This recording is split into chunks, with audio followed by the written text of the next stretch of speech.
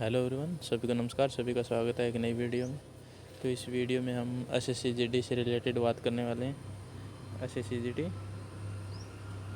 2025 जिनका physical qualify हो चुका है, तो उनके लिए बात करने वाले हैं। उनको आगे क्या क्या डॉक्यूमेंट तैयार करने चाहिए और मेडिकल में क्या प्रोसेस होता है, तो वो पूरी डिटेल से बात करने वाले हैं इस वीडियो में। तो वीडियो के एंड तक बने रहें और चैनल को सब्सक्राइब ज़रूर कर लेना, ताकि जो भी आगे अपडेट होगी आपको मिलती रहेगी।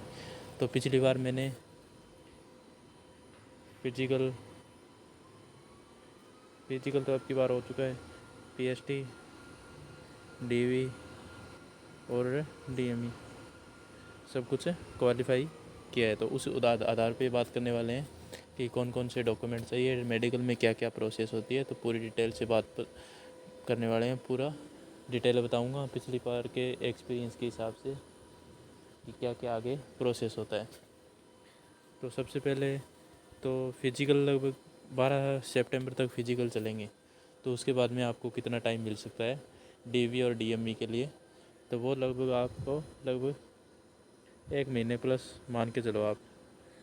इतना तो आराम से आपको मिल जाएगा, क्योंकि अभी ये कंफर्म नहीं है कि दोबारा मेडिकल के लिए मेरिट लगेगी या फिर जो फिजिकल क्वालिफाई सभी कैंडिडेट है उनका मेडिकल करवाया जाएगा। तो ये अभी तक कंफर्म नहीं है, इसलिए 1 महीने का टाइम आराम से लग जाएगा, उससे ज़्यादा भी हो सकता है, क्योंकि सभी भी फिजिकल क्वालिफाई कैंडिडेट की लिस्ट बनेगी। अगर मेरिट बनानी है तो उनसे मेरिट बनेगी 2 गुना की लगभग मेडिकल के लिए, और नहीं तो फिर जो क्वालिफाई होंगे पीईटी और पीएसटी सभी का मेडिकल करवा सकते हैं। तो इतना टाइम तो मिनिमम इसमें लगेगा। इसके बाद में डॉक्यूमेंट की बात करते हैं। सबसे पहले डीवी। तो डीवी में क्या क्या प्रोसेस होता है वो बात करें पहले। तो डीवी में आपको ज़्यादा एक्स्ट्रा डॉक्यूमेंट नहीं चाहिए।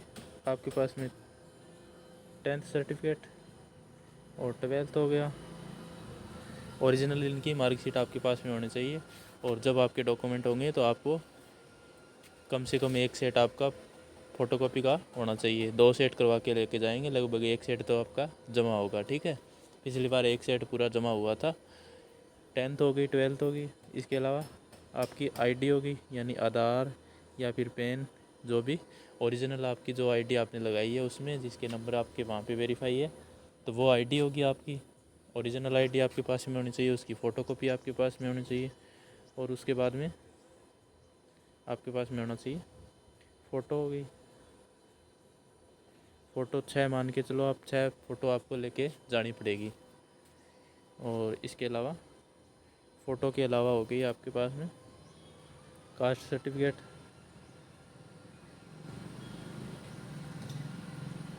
तो कास्ट से पहले हम जो सभी के लिए ज़रूरी है वो बात करेंगे। फ़ोटो हो गई। फ़ोटो के बाद में आपके पास में होनी चाहिए डोमिसाइल सर्टिफिकेट। डोमिसाइल यानी मूल निवास। जिस भी स्टेट से हो, जिस भी स्टेट में आप निवास करते हो, वहाँ का आपके पास में डोमिसाइल सर्टिफिकेट होना चाहिए। इसमें यह ज़रूरी नहीं है कि नया होना चाहिए या पुराना। जो भी आपके पास में डोमिसाइल एक बार ही बनता है, दोबारा भी बनवा सकते हैं, लेकिन इसमें कोई ज़रूरी नहीं है कि नया आपको चाहिए। तो इसलिए डोमिसाइल सर्टिफिकेट जो भी आपके पास में हो ओरिजिनल होना चाहिए, और उसकी फ़ोटोकॉपी भी आपके पास में होनी चाहिए। और उसके बाद में लास्ट हो गया कास्ट सर्टिफिकेट। तो जो ओबीसी से है या फिर एससी एसटी कैटेगरी, ईडब्ल्यूएस जो भी कैटेगरी से है, जनरल के अलावा, जनरल को कास्ट सर्टिफिकेट नहीं चाहिए, उनकी कास्ट सर्टिफिकेट नहीं होती है। तो इसके अलावा जो भी है ओबीसी, एससी एसटी या फिर ईडब्ल्यूएस से, उनको कास्ट सर्टिफिकेट होना चाहिए। और इसमें आपके पास में सेंट्रल का होना चाहिए। ठीक है, स्टेट का कास्ट सर्टिफिकेट नहीं चलता है, सेंट्रल का कास्ट सर्टिफिकेट होना चाहिए, यानी गवर्नमेंट ऑफ इंडिया उस पर लिखा हुआ होना चाहिए। तो वो लगभग आपका कितना पुराना चलेगा, तो ओबीसी का लगभग 3 साल तक आपका वैलिड मानते हैं, यानी 3 साल तक का आपके पास में कास्ट सर्टिफिकेट है ओबीसी का, तो आपका वहाँ पे वैलिड मान लेंगे। और बाकी स्टाफ कई जगह 1 साल के लिए भी वैलिड मानते हैं, लेकिन मैक्सिमम 3 साल के लिए वैलिड होता है। और होना कब का चाहिए, ये आपका जब फॉर्म अप्लाई हुआ था, जब अपने एप्लीकेशन अप्लाई हुए थे जीडी के फॉर्म, तो उससे पहले की डेट का होना चाहिए। तो अभी नहीं मत बनवाना चाहिए, न्यू आपके पास में सर्टिफिकेट नहीं होना चाहिए। कास्ट सर्टिफिकेट आपके पास में फॉर्म की डेट से पहले का होना चाहिए। अगर आपके पास में पहले का नहीं है तो आप अब ज़रूर बना लेना, हो सकता है आपका चल जाए, लेकिन कम ही चांस होते हैं, क्योंकि फॉर्म के पहले का आपके पास में कास्ट सर्टिफिकेट होना चाहिए। तो डॉक्यूमेंट में तो सिर्फ इतने डॉक्यूमेंट लगेंगे आपके, 10th हो गया, 12th हो गया, आईडी हो गई आपके पास में, फ़ोटो हो गई, और डोमिसाइल हो गया, और कास्ट सर्टिफिकेट। इसके अलावा एक्स्ट्रा कोई डॉक्यूमेंट नहीं चाहिए। पिछली बार तो इतना ही डॉक्यूमेंट चाहिए था। तो इन सभी की फ़ोटोकॉपी हो गई एक सेट, और आपके पास में सभी डॉक्यूमेंट आपके पास में ओरिजिनल भी होने चाहिए। तो ये तो हो गई डॉक्यूमेंट की पूरी बात। डॉक्यूमेंट जैसे ही डॉक्यूमेंट कंप्लीट हो जाएंगे, उसके बाद में आपका मेडिकल होगा, डीएमई होगा। ये मेडिकल और डॉक्यूमेंट आपके एक साथ में होंगे। तो डीएमई की प्रोसेस की बात करें, डीएमई मतलब डिटेल मेडिकल एग्जामिनेशन, यानी आपका पूरा मेडिकल, तो वो आपका डॉक्टर करेंगे वहाँ पे। तो इसमें आपको सबसे पहले ब्लड और यूरिन टेस्ट होगा, ये तो होगी लैब की टेस्ट। और इसके अलावा आपकी चेस्ट का एक्सरे होगा। ये तो हो गई जो आपकी जांच होगी, यानी ब्लड और यूरिन की लैब टेस्ट होगी आपकी, और चेस्ट का है आपका एक्सरे होगा। ये तो हो गई जो जांच मशीनों में होंगी। और इसके अलावा जो भी चेकअप होगा वो आपका डॉक्टर आपका वहाँ पे चेक करेंगे नॉर्मली, ठीक है। इसके अलावा क्या क्या चेकअप होता है पूरा बात करें, तो सबसे पहले मेन इम्पोर्टेंट जो मेडिकल पॉइंट होता है वो आँखों का। तो आई से शुरू करते हैं, यानी आई की क्या क्या चेकअप होते हैं। तो आई में होते हैं, इसमें सबसे ज़्यादा चेकअप आई के ही यानी आँख के होते हैं। तो आँख के कौन से चेकअप होते हैं, तो सबसे पहले होता है यानी डिस्टेंस वाला, डिस्टेंस विजन, या फिर 6x6। तो ये इससे 6x6 का पता चलता है, क्योंकि इसमें चश्मा वगैरह अलाउ नहीं है। तो आपका लगभग 15 मीटर की दूरी पर आपका एक वो अल्फ़ाबेटिक वाला आपका पेज लगा देंगे दीवार पे, और आपको 15 मीटर दूर खड़ा करके एक आंख पे आपके कुछ गत्ता वगैरह लगा के आपको वो अल्फ़ाबेट पूछेंगे। यानी उसमें सभी साइज़ होते हैं, 6x6 तक पूरा साइज़ होता है उसमें। तो वो पूरा चेकअप होगा वहाँ पे, दोनों आंखों से बारी बारी आपको वो अल्फ़ाबेट पूछेंगे। तो ये हो गया डिस्टेंस विजन का। और इसके बाद में आई का होगा आपका पेन से या फिर बैटरी से, ठीक है, लाइट से। तो आपकी मतलब आंखों में पेन, आंखों के सामने बिल्कुल आपके पेन लगाएंगे, यानी वो घुमाएंगे, तो उससे आपका मतलब कॉर्निया चेक करते हैं पूरा। तो उससे आपकी मानिया नहीं, आपको गर्दन वगैरह कुछ नहीं घुमानी है, आपको उससे पेन की नोक की तरफ आपको देखना पड़ेगा।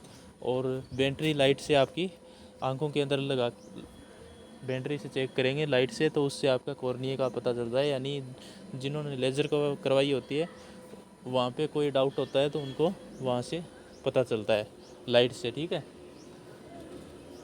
और लेज़र चल भी जाती है, और अगर उनको वो डाउट लगता है तो वो चेकअप भी आपका करवा सकते हैं। और इसके अलावा आँख का और बात करें तो आँख के उसके बाद में कलर विज़न होगा।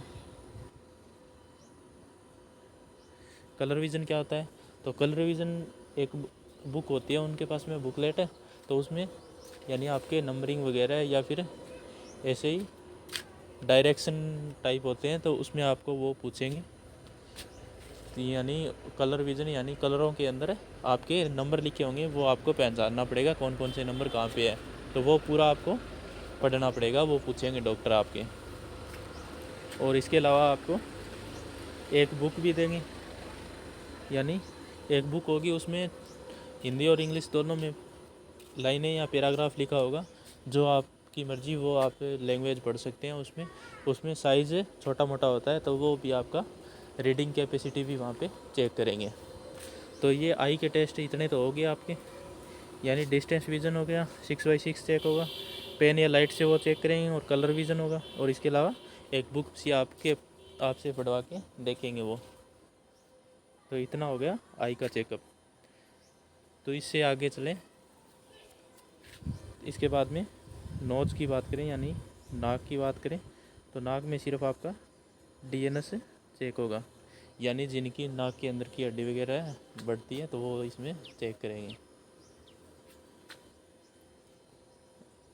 डीएनएस हो गया।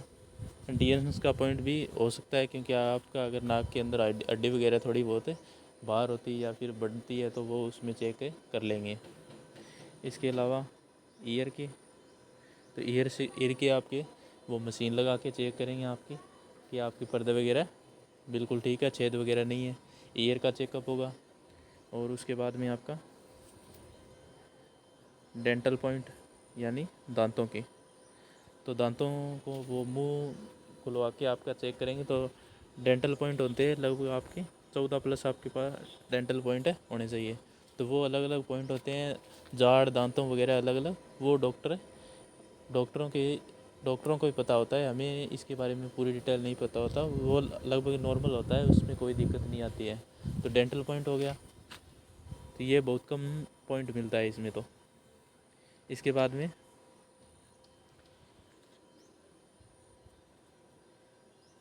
आँख हो गई आपकी, कान चेक हो गए, और नोज़ डीएनएस चेक हो गया, और डेंटल पॉइंट भी आपका चेक हो गया। उसके अलावा आप एंगल की मतलब हाथों का चेक करेंगे, कैरी एंगल वगैरह, ठीक है। तो कैरी एंगल 2 टाइप का होता है, या तो आपके बाहर हाथ ज़्यादा हो या फिर बिल्कुल स्ट्रेट हो या फिर अंदर हो। तो ये आपका लगभग 5 डिग्री से 15 डिग्री तक का एंगल आपका हाथों का होना चाहिए। तो वो नॉर्मल चेक करेंगे। अगर उनको डाउट लगता है तो वो एक डी होती है, उसमें कोण वगैरह लिखे हुए होते हैं, उससे चेक कर सकते हैं। या फिर उसमें भी डाउट होता है तो आपको री मेडिकल भी इसमें दे सकते हैं। री मेडिकल में आपका एक्सरे होता है, उसमें साफ पता चल जाता है कि कितना एंगल हाथों का है, ठीक है। कैरी एंगल का हो गया। और उसके बाद में आपका